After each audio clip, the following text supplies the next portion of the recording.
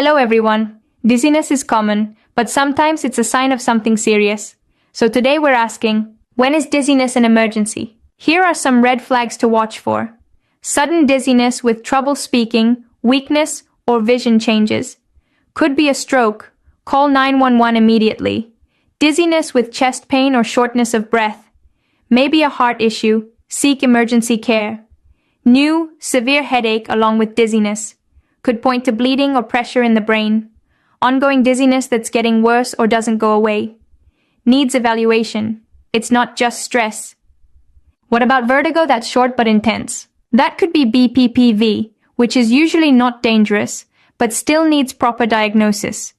If dizziness comes with other symptoms or feels different from anything you've felt before, get checked out. If you want to dive deeper, there's a helpful book titled Doc I'm Dizzy. It explains symptoms and possible causes in simple, everyday language. You can find it on Amazon or visit neurologist.us for more information. Link in description box below. Stay healthy and see you in the next video.